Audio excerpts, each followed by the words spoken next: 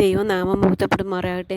ഇന്നെന്നെ ശ്രവിക്കുന്ന എൻ്റെ എല്ലാ പ്രിയപ്പെട്ടവർക്കും നമ്മെ ചേർത്ത് കൊള്ളുവാനായി വേഗം വരുന്ന കർത്താവായ യേശു ക്രിസ്തുവിൻ്റെ നാമത്തിൽ സ്നേഹവന്ദനം. ഇന്നത്തെ ചിന്തയ്ക്കായിട്ട് നമ്മൾക്ക് ഒരു വേദഭാഗം വായിക്കാം. 1 തിമോഥെയോസ് 6-ാം അധ്യായത്തിൻ്റെ 10-ാം വാക്യം.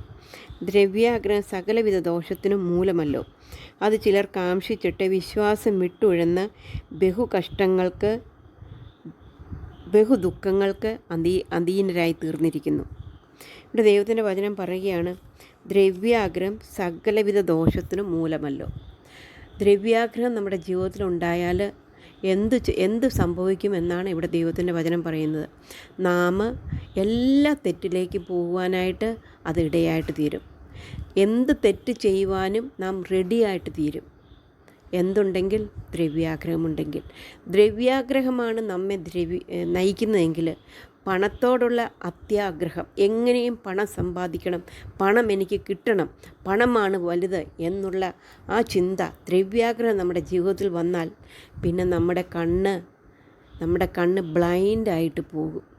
പിന്നെ നമ്മൾ എന്ത് കാര്യവും ആ പണം കിട്ടുന്നതിന് വേണ്ടി എന്തു കാര്യം ചെയ്യുവാനായിട്ട് നാം റെഡിയായിട്ട് തീരും. അതാണ് ദ്രവ്യാഗ്രഹം സകലവിധ ദോഷത്തിനും കാരണമാണ്. നമുക്കറിയാം, ചില പിതാക്കന്മാർ വളരെ കഷ്ടപ്പെട്ട് അവരുടെ മക്കളെ വളർത്തി വലിയതാക്കി അവർക്ക് ആവശ്യമുള്ളതെല്ലാം കൊടുത്ത് ചെയ്യുന്നുണ്ട്. എന്നാൽ മാതാപിതാക്കന്മാർ ചില മക്കൾക്ക് മറ്റുള്ളവരിൽ നിന്നും പ്രിവിലേജ് കൊടുത്ത് ചില മക്കളെ വളർത്തിക്കൊണ്ടുവരും.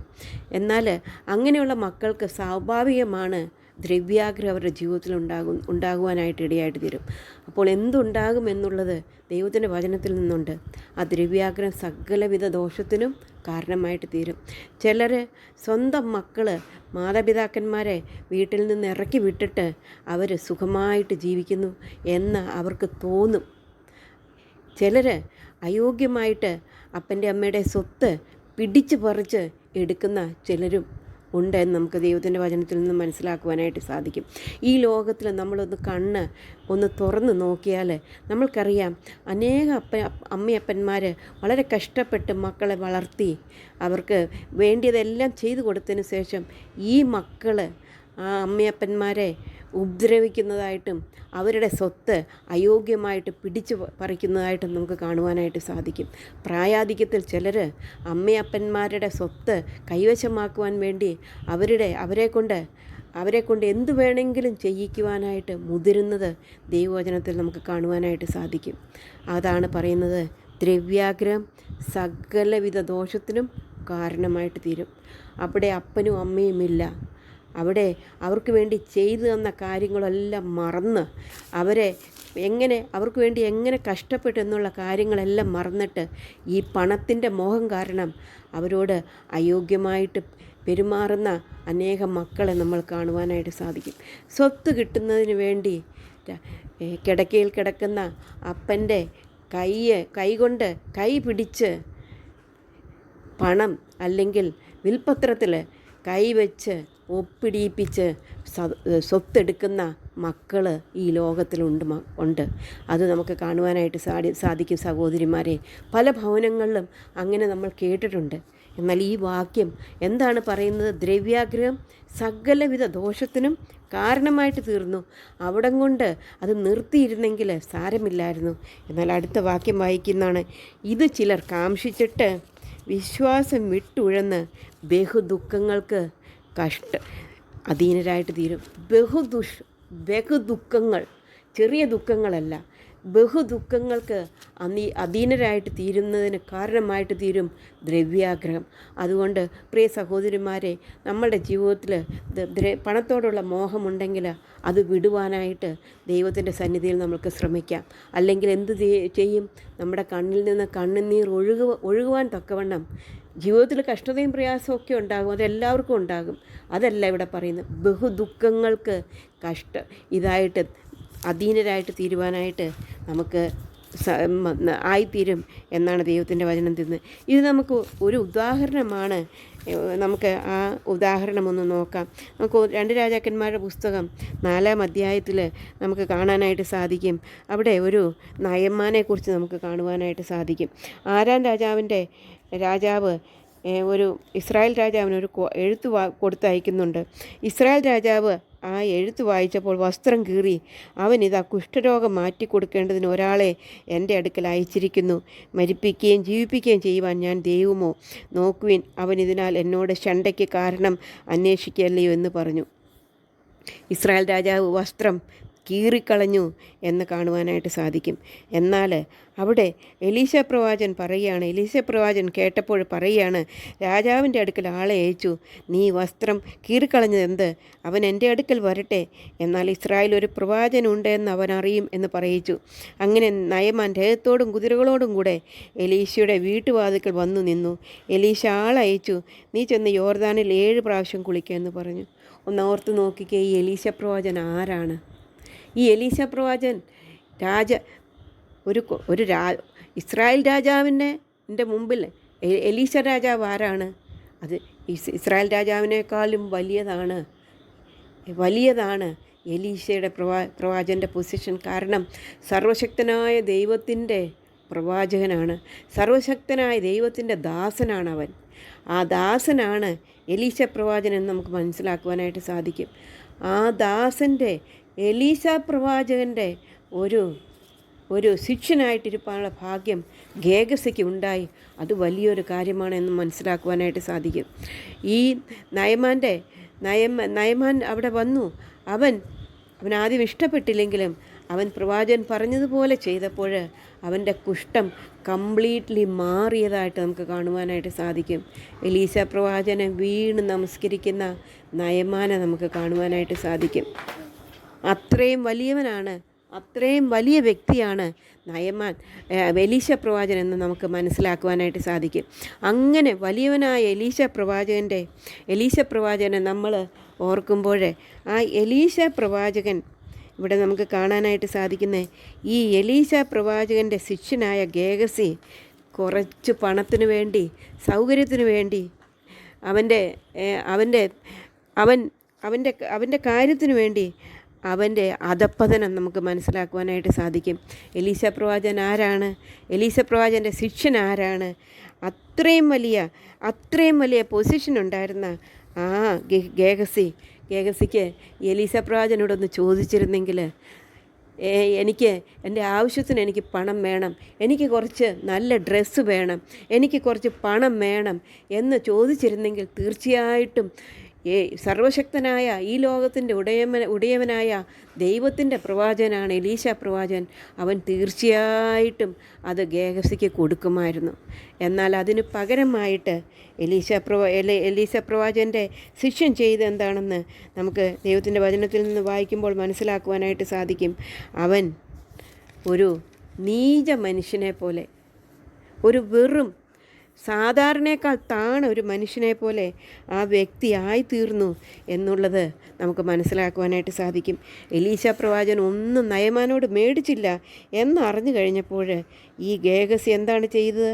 അതിൻ്റെ 5-ാം അധ്യായത്തിൻ്റെ 21-ാം വാക്യത്തിൽ ഞാൻ കാണുന്നത് യഹോവയാണ്. അവൻ പറയുകയാണ്, ദൈവപുരുഷനായ എലീശയുടെ ബാലക്കാരൻ ഗേഹസി ആരാമേ നയമാൻ കൊണ്ടുവന്നത് എൻ്റെ യജമാൻ അവൻ്റെ കയ്യിൽ നിന്ന് വാങ്ങാതെ വിട്ടുകളഞ്ഞുവല്ലോ. യഹോവയാണെ ഞാൻ അവൻ്റെ പിന്നാലെ ഓടിച്ചെന്ന് അവനോട് അല്പമെങ്കിലും വാങ്ങുമെന്ന് പറഞ്ഞു. അങ്ങനെ അവൻ നയമാനെ പിന്തുടർന്നു. അവൻ തൻ്റെ പിന്നാലെ ഓടി വരുന്ന നയമാൻ കണ്ടപ്പോൾ രഥത്തിൽ നിന്നിറങ്ങി അവനെ എതിരേറ്റു. ആരാണ് ഈ നയമാൻ? ആരാണ്? ഹൈ പൊസിഷനിലൊരു വ്യക്തിയാണ്. ഗേഹസി ഓടി വരുന്ന കണ്ടപ്പോൾ, ഗേഹസി ആരാ? എലീശ പ്രവാചകൻ്റെ ശിഷ്യനാണ്. അവൻ ഓടി വരുന്നു കണ്ടപ്പോൾ അത്രയും പൊസിഷനുള്ള ഒരാൾ ഇറങ്ങി അവനെ എതിരേറ്റ് എഴുന്നതായിട്ട് കാണുന്നു. എത്ര പൊസിഷനാണ് പ്രിയ സഹോദരിമാരെ ദൈവം നമ്മുടെ കയ്യിൽ ഏൽപ്പിച്ചിരിക്കുന്നത്. നാം ആരാണ്? സ്വർഗത്തിലെ ദൈവത്തിൻ്റെ മക്കളാണ്. നാം ആരാണ്? ഈ ലോകത്തിൻ്റെ ഉടയവൻ്റെ മക്കളാണ്. നാം പ്രാർത്ഥിച്ചാൽ, നമ്മൾ ആവശ്യപ്പെട്ടാൽ നമ്മുടെ ആവശ്യങ്ങൾ ദൈവം നമുക്ക് തരും. നമ്മൾക്ക് ദ്രവ്യാഗ്രഹത്തിൻ്റെ ആവശ്യമില്ല.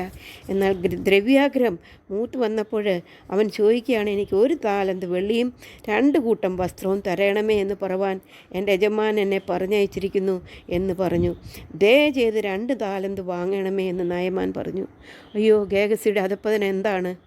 2 താലന്ത് വെള്ളി, 1 താലന്ത് വെള്ളി ചോദിക്കുന്ന ഗേഹസിയെ കാണുവാനായിട്ട് സാധിക്കും. 2 കൂട്ടം വസ്ത്രമില്ലാതെ ദൈവത്തിൻ്റെ മക്കൾ വസ്ത്രമില്ലാതെ ജീവിക്കാൻ ദൈവം അനുവദിക്കത്തില്ല.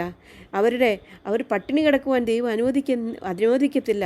അവരുടെ ആവശ്യങ്ങളെല്ലാം നടത്തി തരുന്ന ദൈവമാണ്.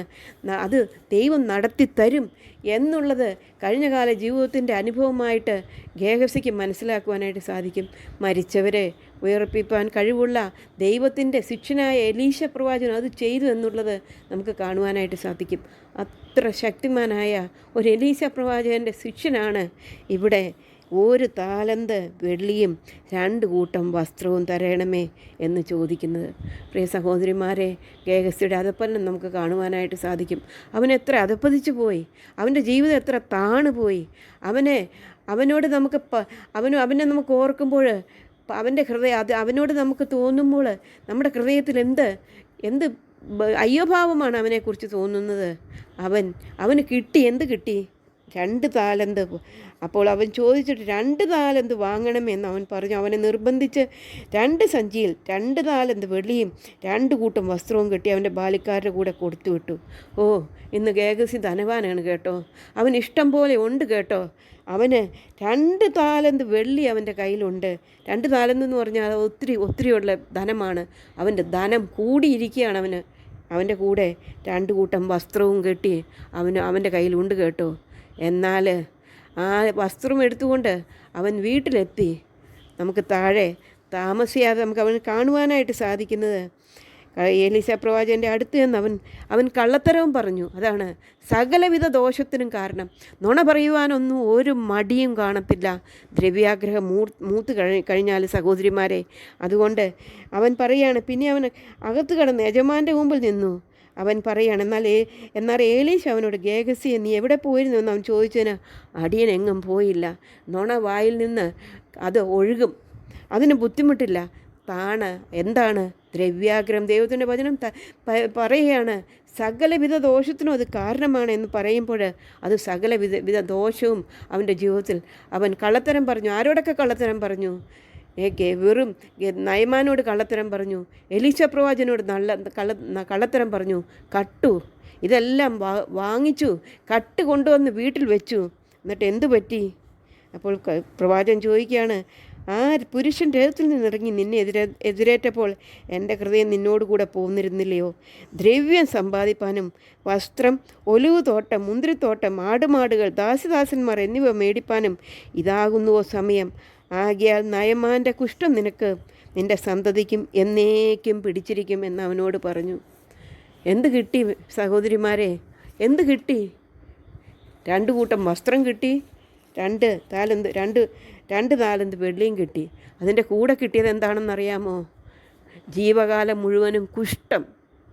ആ കുഷ്ഠരോഗിയായിട്ട് നയമാൻ കുഷ്ഠത്തിൽ നിന്ന് വിടുവിക്കപ്പെട്ട് അവൻ സന്തോഷവാനമായിട്ട് ജീവിക്കുമ്പോൾ എലീശ പ്രവാചകൻ്റെ ശിഷ്യനായ ഗേഹസി ദ്രവ്യാഗ്രഹ മുഖാന്തരം കുഷ്ഠരോഗിയായിട്ട് ഇന്ന് ജീവിക്കുകയാണ്.